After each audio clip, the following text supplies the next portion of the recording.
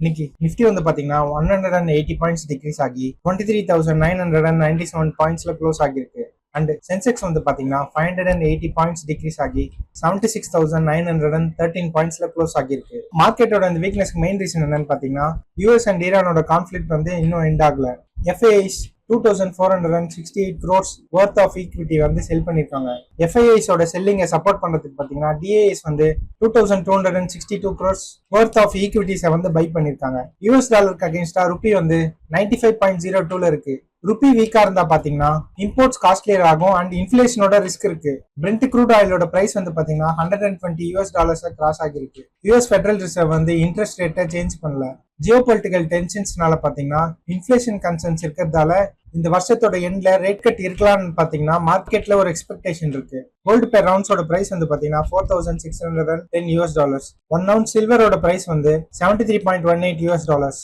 சென்னையில பாத்தீங்கன்னா 1 gram 24 carrot கோல்டோட பிரைஸ் வந்து 15,382 rupees அண்ட் 1 கிராம் 22 கேரட் கோல்டோட பிரைஸ் வந்து 14,100 rupees. அடுத்து இந்துஸ்தான் யூனிலிவர் லிமிடெட் அப்படின்ற கம்பெனியோட Q4 ரிசல்ட்ஸ் பார்த்துலாம். நெட் ப்ராஃபிட் வந்து 21.4% இன்க்ரீஸ் ஆகி 2,992 crores இருக்கு. அண்ட் இந்த நெட் ப்ராஃபிட்ல வந்து 307 crores வந்து பாத்தீங்கன்னா 19.8% நியூட்ரிஷன் லேப் அப்படின்ற கம்பெனில HUL வந்து செல் பண்ணதால இந்த கெயின் வந்திருக்கு. கன்சாலிடேட்டட் ரெவென்யூ வந்து 7.6% இன்க்ரீஸ் ஆகி 16,351 crores இருக்கு.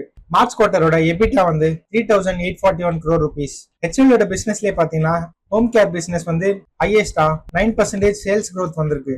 ஹோம் கேர் பிசினஸோட ரெவென்யூ வந்து 6,344 crore rupees. Beauty and wellbeing segment வந்து 8% சேல்ஸ் growth இன்க்ரீஸ் ஆகிருக்கு. அண்ட் அந்த செக்மெண்டோட ரெவென்யூ வந்து 3,697 crore rupees. மார்ச் குவார்டர்ல 22 rupees டிவிடெண்ட் அனௌன்ஸ் பண்ணிருக்காங்க. அண்ட் ஃபைனான்சியல் 2026 பாத்தீங்கன்னா ஒரு ஷேருக்கு வந்து 41 rupees டிவிடெண்ட் கொடுத்திருக்காங்க. அடுத்து அதானி என்டர்பிரைசஸோட Q4 ரிசல்ட்ஸ் பார்த்தலாம். கம்பெனி வந்து பாத்தீங்கன்னா லாஸ் ரிப்போர்ட் பண்ணிருக்காங்க. மார்ச் குவார்டரோட டோட்டல் லாஸ் எவ்வளவுன்னு பாத்தீங்கன்னா 221 crore rupees. மார்ச் குவார்டர்ல ரெவென்யூ வந்து 20% இன்க்ரீஸ் ஆகி 32,439 crores இருக்கு. செக்மெண்ட் வைஸா பார்க்கும்போது ரிசர்ச் மேனேஜ்மெண்ட் பிசினஸோட ரெவென்யூ வந்து 6,862 crore rupees. மைனிங் சர்வீசஸ் செக்மெண்டோட revenue 1,262 crore rupees. Commercial mining செக்மெண்டோட ரெவென்யூ வந்து 1,177 crore rupees. ஏர்போர்ட் ஆபரேஷன்ஸ்ல வந்து பாத்தீங்கன்னா 3,449 crores ரெவென்யூ ஜெனரேட் பண்ணிருக்காங்க. ஃபைனான்சியல் இயர் 2026ல பாத்தீங்கன்னா அதானி என்டர்பிரைசஸோட டோட்டல் நெட் ப்ராஃபிட் வந்து 9,339 crore rupees. Financial year 2025 and 26 compare பண்ணும்போது நெட் ப்ராஃபிட் வந்து 31.5% இன்க்ரீஸ் ஆகிருக்கு. அண்ட் 1.3 rupees வந்து பாத்தீங்கன்னா டிவிடெண்ட் அனௌன்ஸ் பண்ணிருக்காங்க. இதுக்கு ரெக்கார்ட் டேட் வந்து பாத்தீங்கன்னா 12th June. அடுத்து சோழமண்டலம் இன்வெஸ்ட்மெண்ட் அண்ட் ஃபைனான்ஸ் அப்படின்ற கம்பெனியோட Q4 ரிசல்ட்ஸ் பார்த்துருவோம். நெட் ப்ராஃபிட் வந்து 31% இன்க்ரீஸ் ஆகி 1,645 crores இருக்கு. மார்ச் குவார்டரோட டோட்டல் இன்கம் வந்து 8,564 crore rupees. இன்ட்ரெஸ்ட் இன்கம் எவ்வளவுன்னு பாத்தீங்கன்னா 7,613 crore rupees.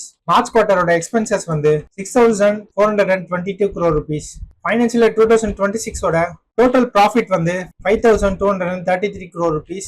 கம்பெனி வந்து பாத்தீங்கன்னா 70 பைசே டிவிடெண்ட் அனௌன்ஸ் பண்ணிருக்காங்க. அடுத்து மணப்புரம் ஃபைனான்ஸ்ல 42% ஸ்டேக் வச்சிருக்க பெயின் கேபிட்டல் வந்து பாத்தீங்கன்னா எம்கியூர் ஃபார்மா அப்படின்ற கம்பெனில நியர்லி 1% ஸ்டேக்கை வந்து செல் பண்ணிருக்காங்க.